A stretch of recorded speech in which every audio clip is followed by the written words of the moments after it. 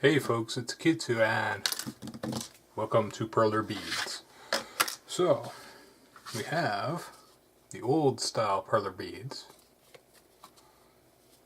There you go. I know some people prefer to see the actual beads themselves. I like the smooth aspect of them. So, I recently bought Perler Bead Minis.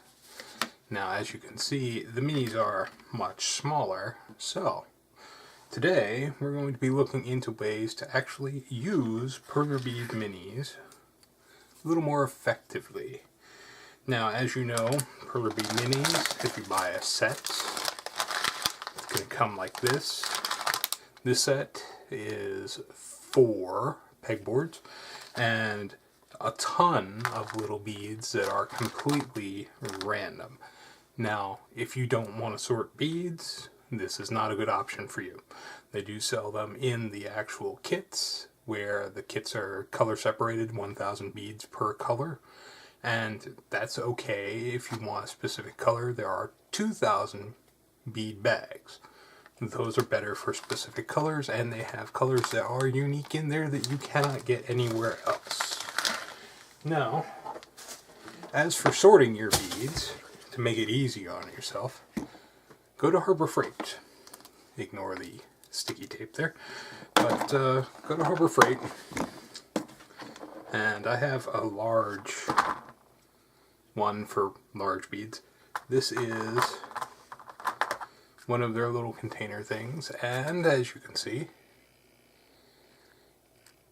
each comes out individually, and it makes beading a lot simpler just for the fact that you can take out whatever color palette you want to work with and not have to worry about it. So today we're going to be doing Bub from Bubble Bobble. Or is it Bob? I don't know. It's been so long. So we're going to need blue. We're going to need white. We're going to need black.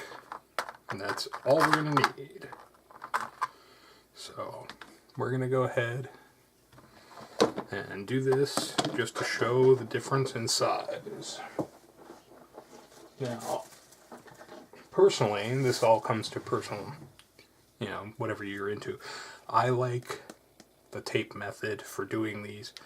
And I might actually have to make a new tool. If I do, there will be a separate tutorial on that. I've already marked out the spacing there.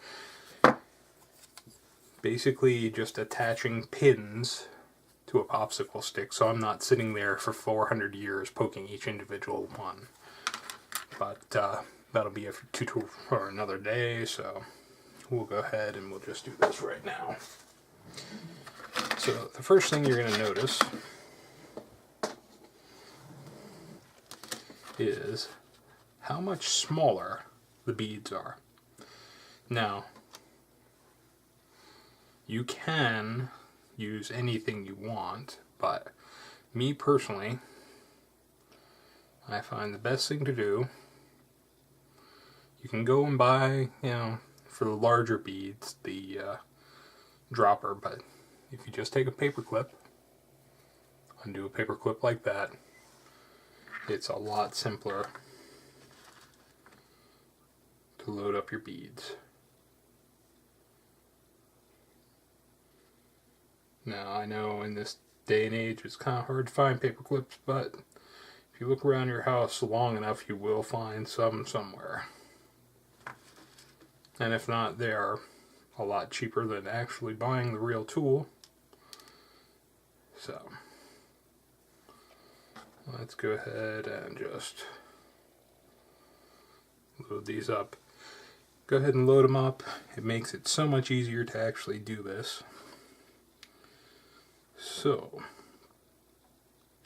technically we've got to start 1, 2, 3, 4, 6 in. So,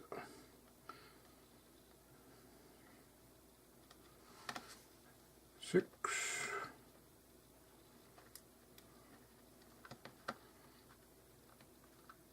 I mean, look how much smaller that is. If you were doing that with one of those other things, you would go nuts. So,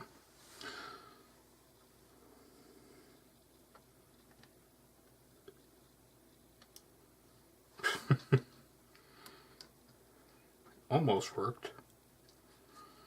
Well, anyway. That's why we got a bunch of them loaded up.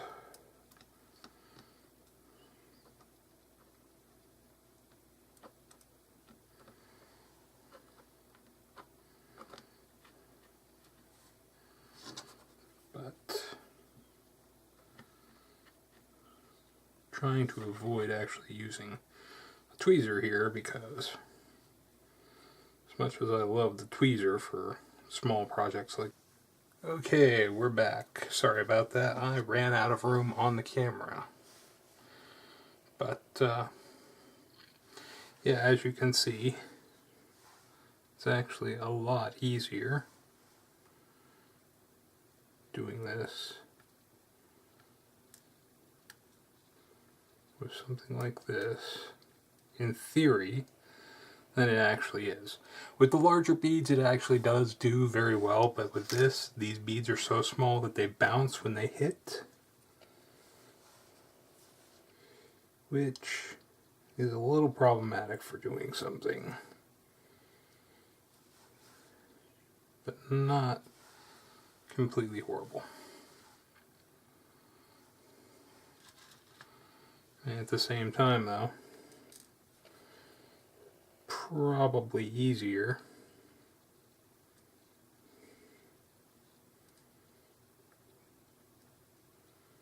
to have them bounce and rearrange them than it is to actually grab them.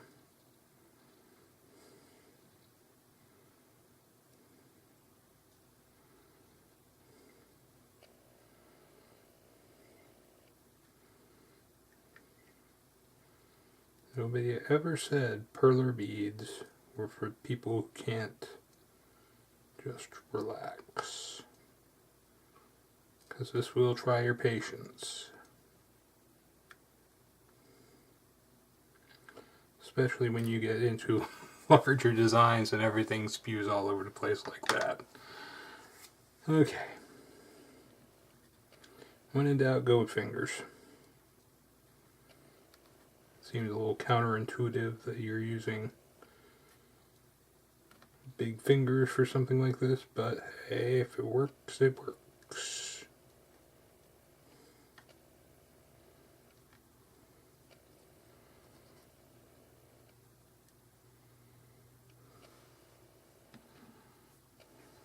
Okay, you're over.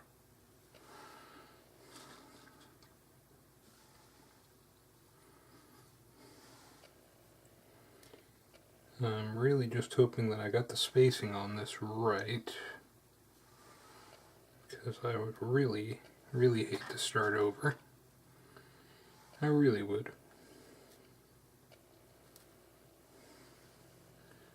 And I did. I completely screwed up everything. That's okay though. It's easy to actually fix something like this. The only thing we have to change is the bottom row,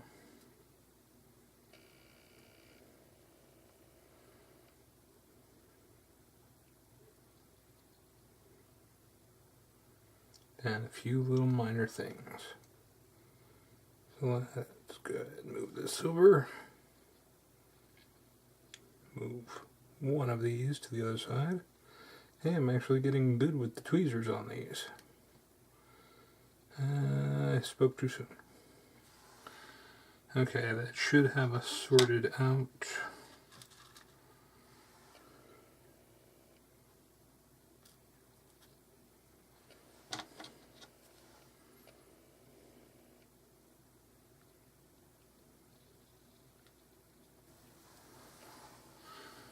Okay, let's go ahead and put down our black border, just because it makes me feel better about the spacing, being able to see.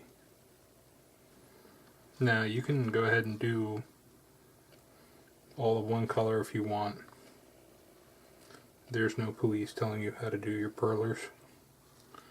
But I find that having a border color really does help you visualize things a little bit better.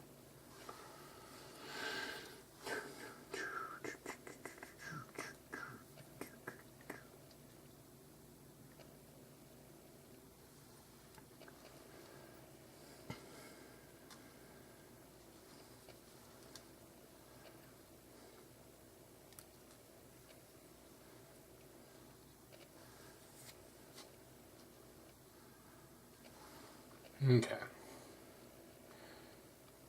So yeah, that's the right way. 2.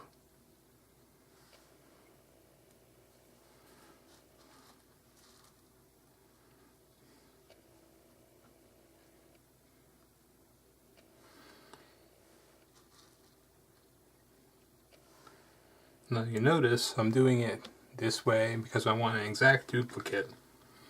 And when I tape this, I'm going to flip it and then I'm going to iron the other side. So always keep in mind orientation. When you're doing something like this, you will find it very, very obnoxious to have to start over because you didn't realize you were upside down. Or backwards, I should say. If you're one of those people that just doesn't care, that's fine too. But if you're doing a specific project and you like flat on one side, you're going to want to make sure you know exactly which side you're going to iron.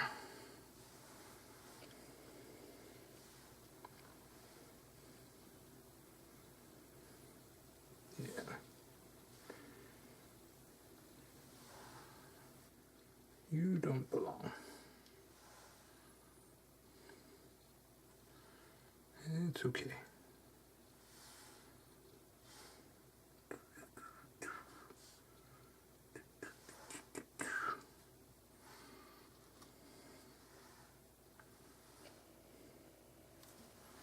So yeah, overall I really love the fact that these are tiny, but at the same time makes it that much more time consuming.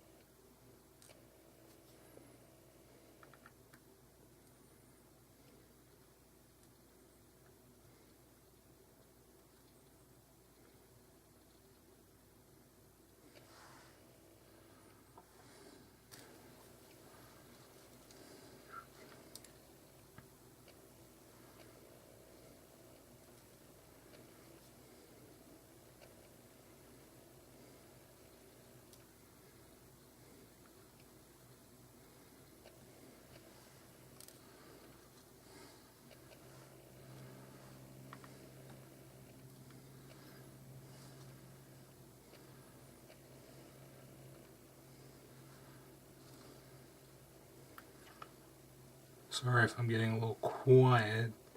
It does take a lot of concentration to figure all these little things out.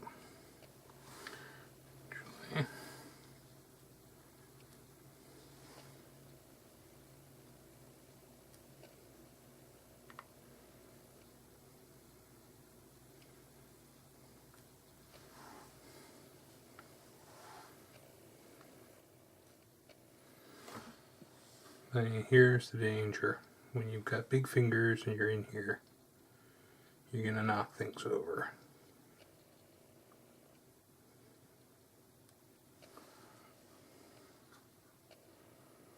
So it really is best to do large areas first, and then do fiddly detail bits like this. So if you do the fiddly detail bits first, you tend to knock them over.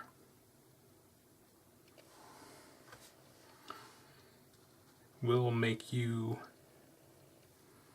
keep track of things a lot easier if you do this first, but like I said, it's a trade-off either way.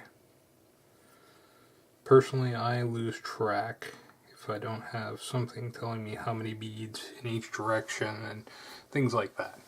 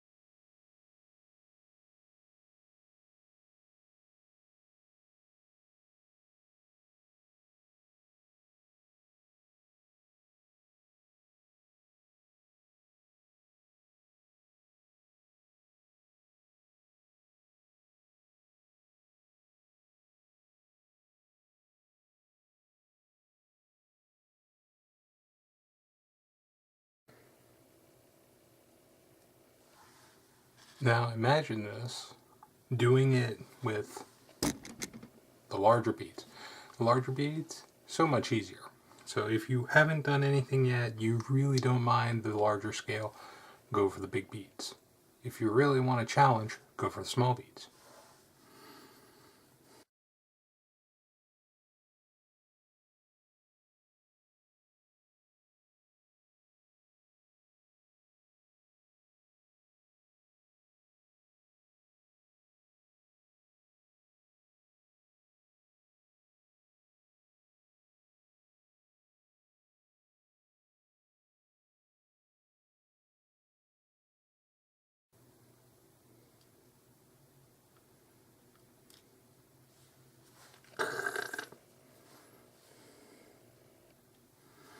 That's what happens when you get greedy.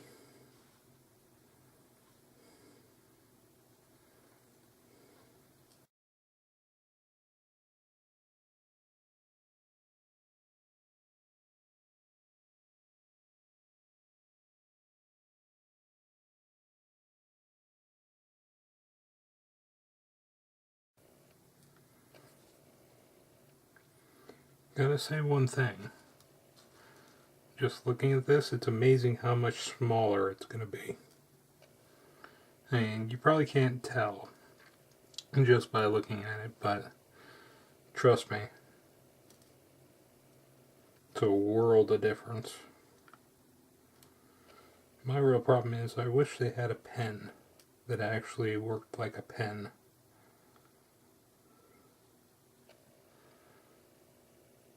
Just load it up. Not like that big janky thing they've got, because that does not work at all. But just like an actual mechanical penciler pen that you would go kick on top and it would just deposit. That would be so much nicer.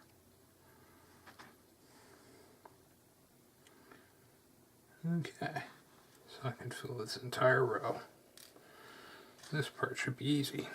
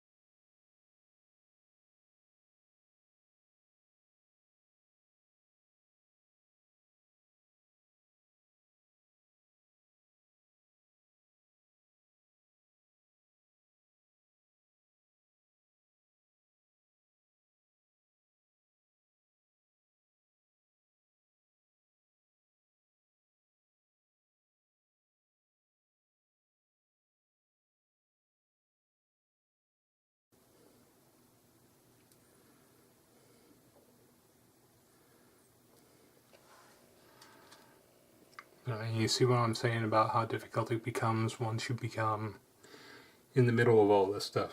If you put one thing the wrong place, like that, then you have to spend a lot of time getting it back out and in the right place.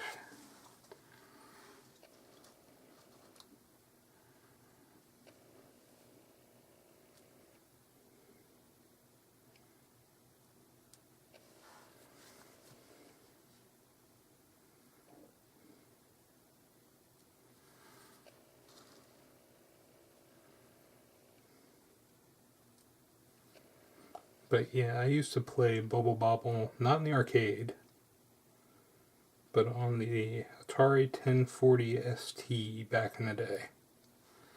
And it was by far one of the most enjoyable platformer games I think I ever played. Just for the fact that there were definite rules, everything had a nice progression to it. You didn't feel cheated. That was a big thing back in the day. You kind of felt cheated by a lot of these games. Like, Mario is a great platformer, but seeing somebody grab a warped pipe that jumps them ahead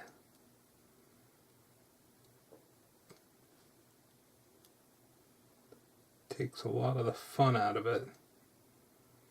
Especially when score is arbitrary in that game and you don't really get anything more for doing it the long way except the number. Bubble Bobble was timed, so you had to do each level, and your score never really got any different, but at the same time, I don't think there was any warps or jumps or anything like that.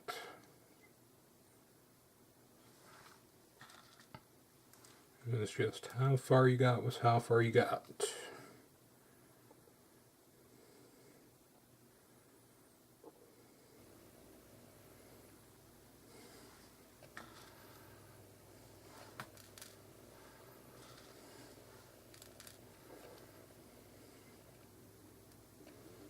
Of course, I'm probably completely wrong.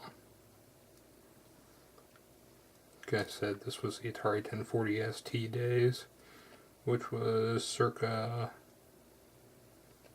88, I want to say.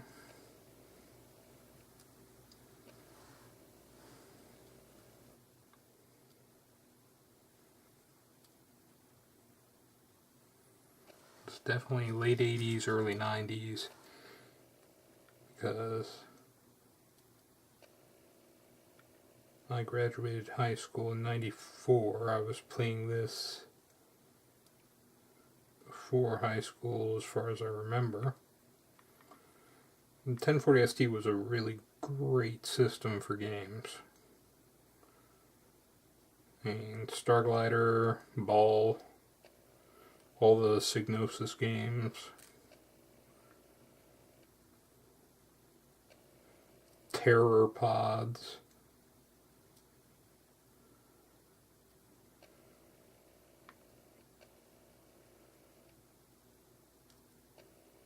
My favorite had to be Captain Blood and the other French game, Mad Show. There's also a puzzle one I want to have to look up, but it had things like fixing a giant space circuit board and just really cool mini-game style challenges that you had to do over and over again. But Mad Show involved different mini challenges. They would be mini games in today's world. One of which was you were in a flying suit which needed fuel to continue going, and you were fighting against another opponent who was in a similar flying suit. There's only one fuel thing in the middle of the map, and you're throwing circular saw blades at each other, I believe. So you kind of had to pick and choose your battles, whether you were going to block the blade, or get fuel. And if you ran out of fuel, you died. You just sunk down into the thing and you completely died. So I think that was really a cool gameplay mechanic. I mean, looking back at these games now, they were really, really bad.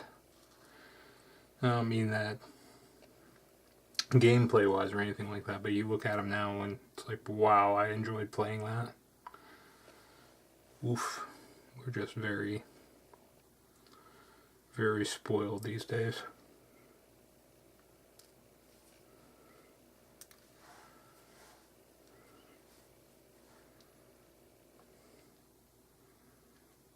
But I mean, computer art used to look like something that you found in a trash bin. Except for Psygnosis. Psygnosis actually had some really good artists. But that Mad Show one, half the characters looked like they were melting faces.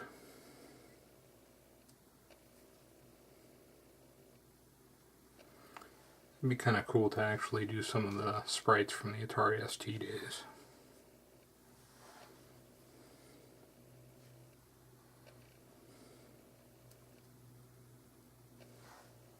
Especially the nicer ones like Ball and I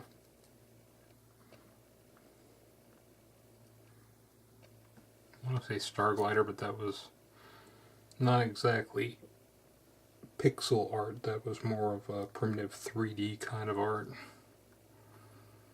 The actual logo screen was really nice though.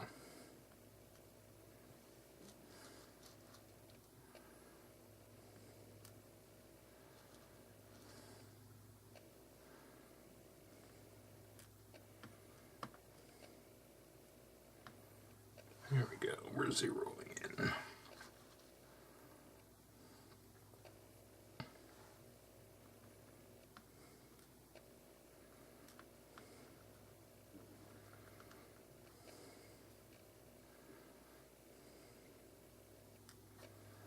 I think what I'm going to do is I'm going to continue it from this side. It's just easier when you have it open like this.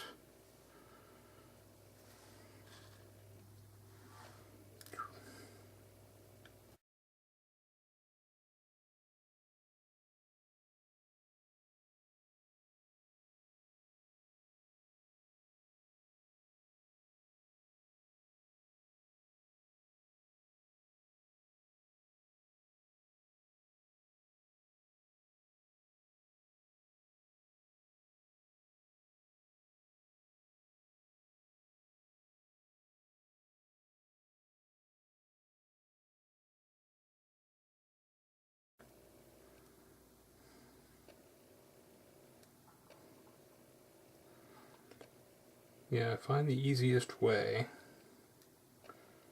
to keep track is to find long strips. If you've got nothing but little tiny bits to do, you go nuts. If you can find the long strips of color, that makes it a lot easier.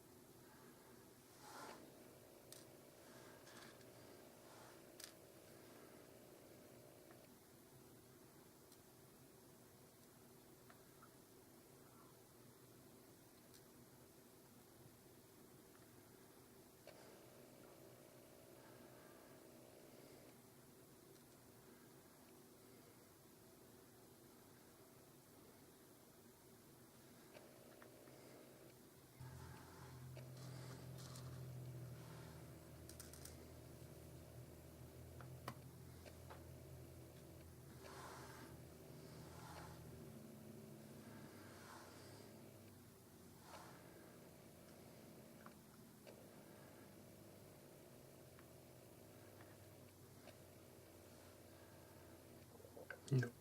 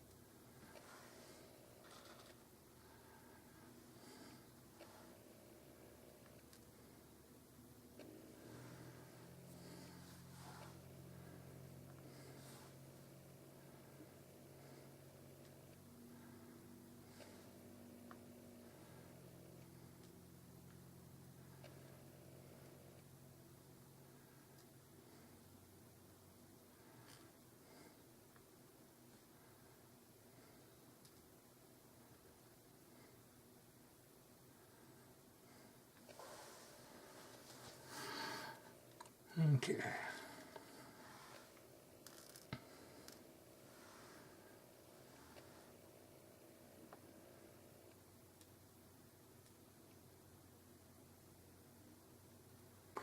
And we're back. Sorry about that. I ran out of room on my memory card, so back we go.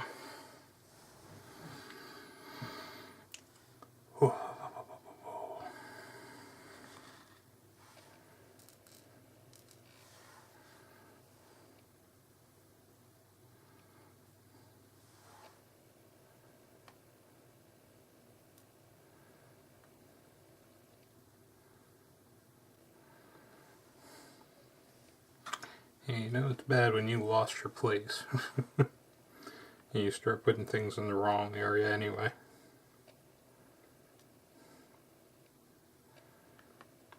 I had such a good rhythm going before that filled up.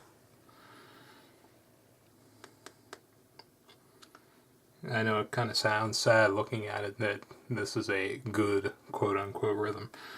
But once you really do get in the zone, you do get very annoyed when you have to take any kind of a break. Because, I mean, I am very close to finishing this.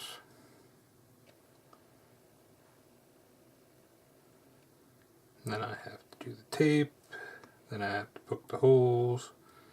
So, I mean, it's just going to be a long, long process.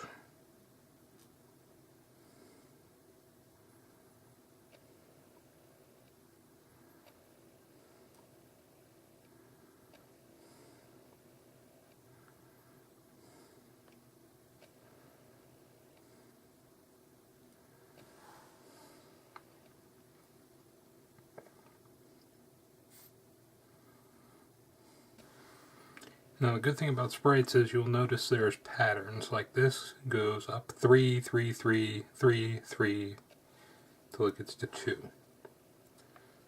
So I mean, you gotta look for those little patterns of numbers where the developers were trying to keep things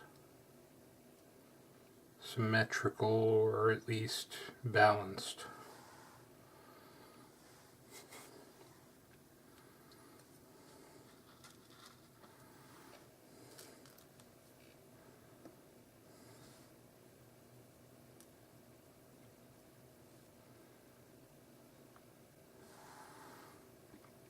Now, a lot of people like pixel art these days as an aesthetic, but back then, this was a limitation of the hardware.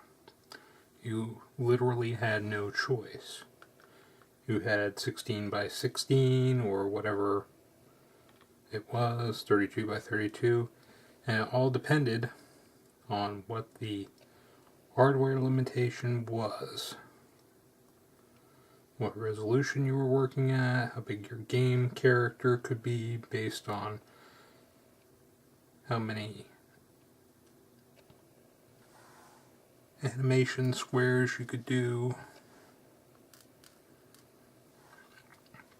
Like I remember when I was programming for the Apple IIe, almost picked up the whole board there. When I was programming back then, you could only do in assembler certain sized pixels in a group. Now don't quote me on this, but I think it was like 8. And then you had to throw them into different configurations, 8, 8, 8, 8, you know, all together, in order to actually get anything bigger than that.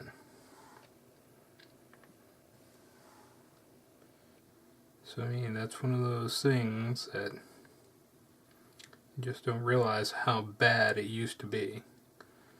Like early arcade games, everybody loves early arcade games. Those were done with 64K of memory. Now, 64K these days, you wouldn't operate a calculator with 64K, really.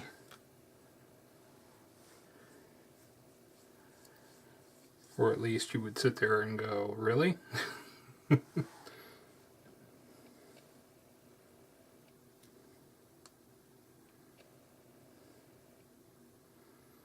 But I mean, when you think about it, 64K is 64,000 characters. So that in itself at the time was a big achievement.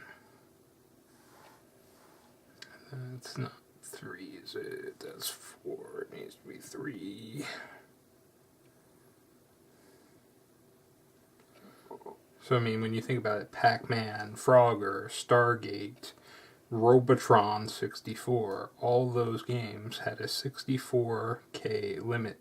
And it wasn't a limit based on that's how much a programmer could write. No, that was a limit on the hardware. You could not store more information than that effectively.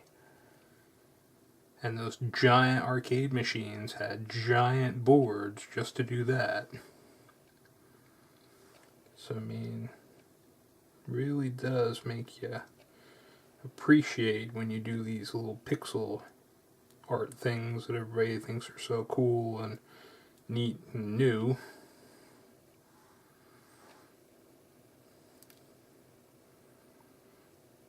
And they go, oh, I don't like that aesthetic. It wasn't an aesthetic, that's just the way things were.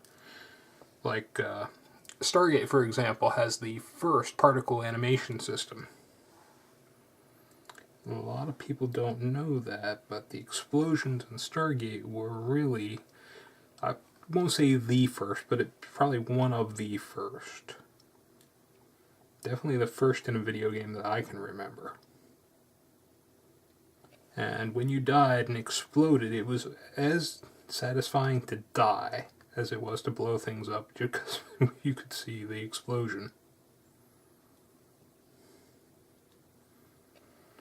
I mean, before that, you would just have this little animation where it was a little star winking out like in Pac-Man. So, I mean, you really have to admire the original programmers of those games that did all these things with very, very limited tools.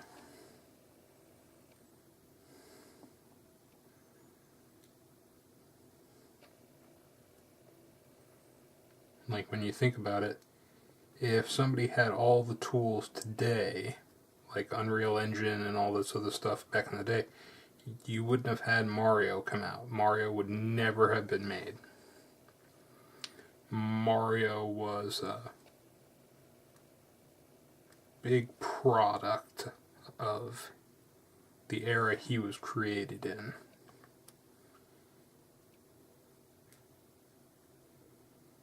You would never have some random plumber running around doing all these things. You would have a Space Marine plumber. And that Space Marine plumber would not be squashing turtles, he would be destroying evil insectoids from Planet X. And as cool as that sounds, and as cool as that is, actually, that's not Mario. So I really like seeing that Nintendo is sticking to its roots in that manner. But at the same time, it's not progressing forward with anything new, really. The newest thing they've done is Splatoon. Everything else, and don't get me wrong, Splatoon is freaking amazing. Completely and totally amazing, and I will buy the system just to play Splatoon. But I shouldn't have to buy the system for one game. Especially knowing there's a new system coming out, so I know they'll port it over, and I will wait. But Splatoon, as good as it is, was announced at E3 when the Wii U was announced. It came out well late into the life cycle. Nintendo has a bad habit of doing that. They did it with Kid Icarus. They did it with a lot of titles. They did it with Smash Brothers, Star Fox. I mean, Star Fox should have been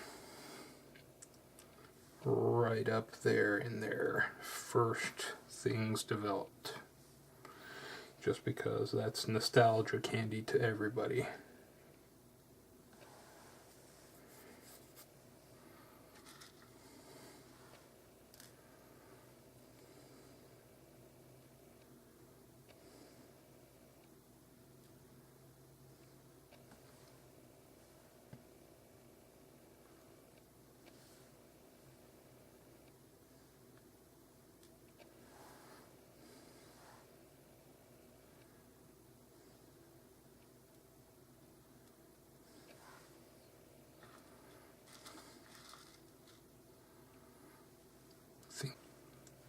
And when you think about it, we had Donkey Kong, and Donkey Kong had one random hero character in it. The only character they could draw using the pixels they had that looked like anything ended up being Mario. It was originally just a guy in a hat. No plumber aspect, none of that. That came through the other games where they could draw turtles and pipes. So Mario's entire profession is based on the fact that he looked good as a plumber. Now let's look at this. That is insanely cute, but it's also insanely small. Now I have to find my insane tape.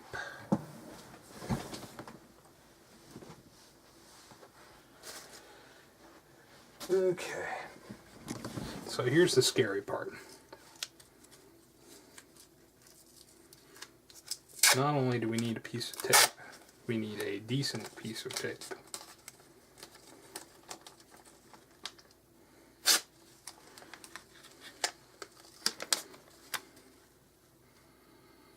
And we're going to go ahead and pre-measure that out.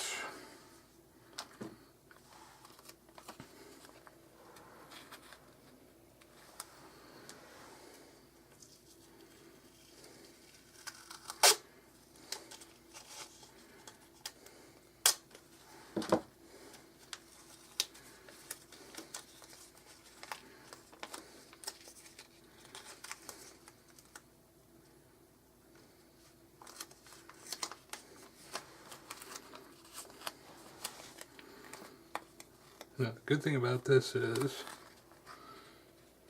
we can decide just how far up we need this to go. Right there is pretty good. Go ahead and fold that over. Doesn't have to be precise, but you do want to make sure that you get everything in one go.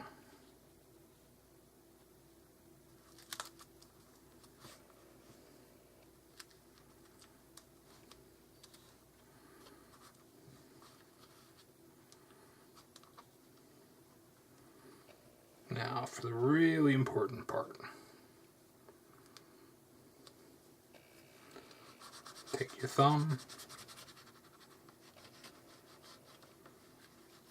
rub it on there, make sure everything sticks good.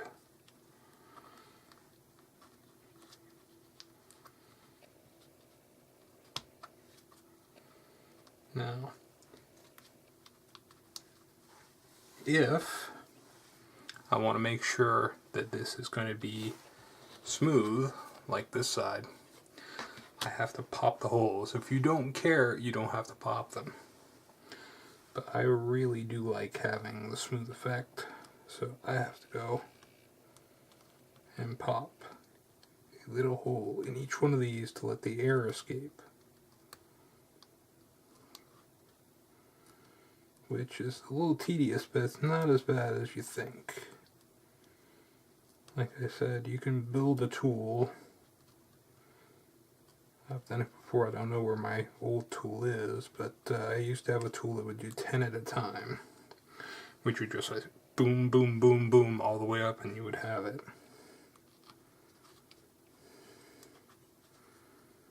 Now the real danger here is that you're going to lift your piece out of the board and make something pop out. So, tend to go from the edge out first.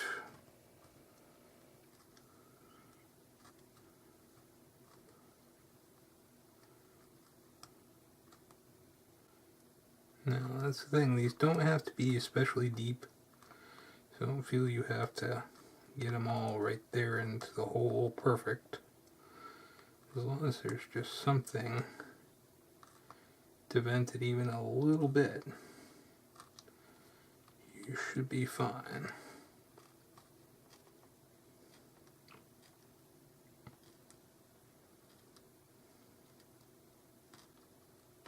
Now, if Perler really wants to make money, they should sell an adhesive that's set up where you can just go ahead and put a guide in one of the holes and line it up right on top of it with all pre-done holes so that you don't have to do this. They know people are doing it. They've seen the YouTube videos showing the tutorials on how to do this. It's just a matter of them getting off their butts in product development, which sadly they haven't. The mini beads is the newest thing I've seen from them, and I believe Hammer already had mini beads. So it's just playing catch up to what other people are doing. If they really want to take advantage, they need to look at what people are doing on their own and find a way to make it easier for them to do it.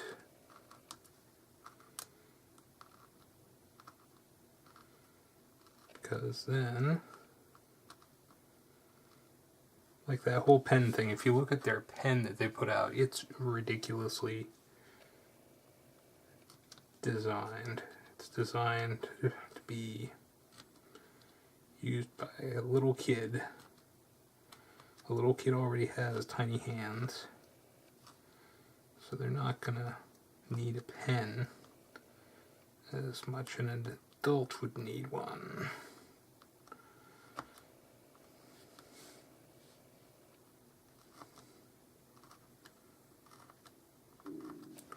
Like this part, to a little kid this probably wouldn't be too hard, but they wouldn't be messing with a pin. Or at least, I don't think many parents would allow their kids to poke holes in Perler bead tape. Almost lost the whole thing there just lifting it up. You'll notice your edges will try and lift up while you're doing something like this, so you just keep an eye on it. Be very careful. I have had to do complete repairs where I've lost the entire thing just because it lifted. It's not a fun experience.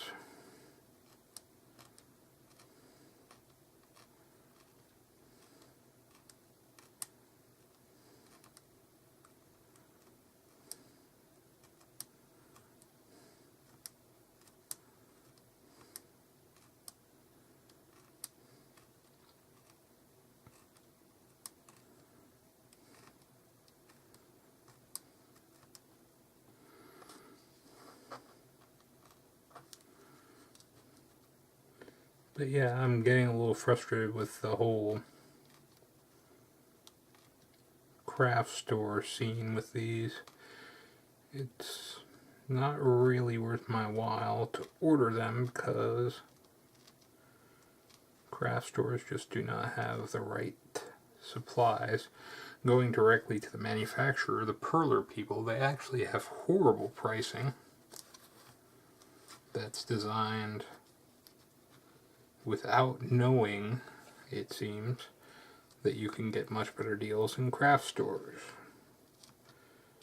That doesn't make sense to me. If you're the manufacturer of something and you know that somebody can buy it in a craft store for 50% off, offer it for the same price to your web store.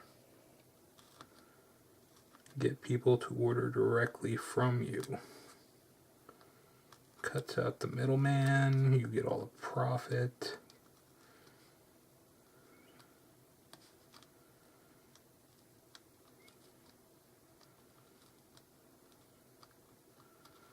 Like, I would love to buy one of those giant $10 bags. They have white, black, and red in most craft stores. I would like to buy clear, because I tend to use clear in a lot of things, and I can never find a bag of clear even in the, the regular bags. I find that I have to get clear. In the rare instances I find a small bag of them, or just go ahead and sort an 11,000 bead bucket, which I've got 4 or 5 buckets here that I have not sorted yet.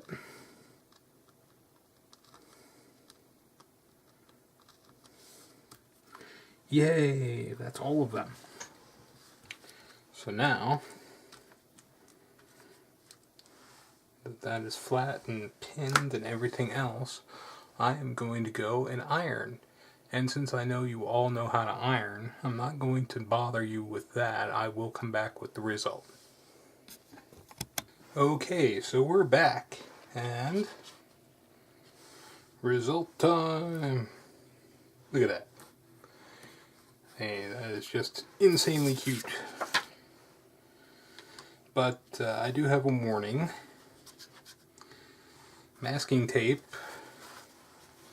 because it's so close to the heat, actually tended to melt. So what I did was I sprayed a little bit of 3M orange cleanser on this piece of paper towel, which dissolved the adhesive that was stuck to where the tape was. And that seemed to work okay. But yeah, you may just want to actually use your board if you don't really care that much. Although, if it's going to do that to the tape, your boards are going to wear out really quick. So anyway, here we are. Big guy and the little guy. As you can see, here, let me see if I can get this light a little better for you without knocking everything over.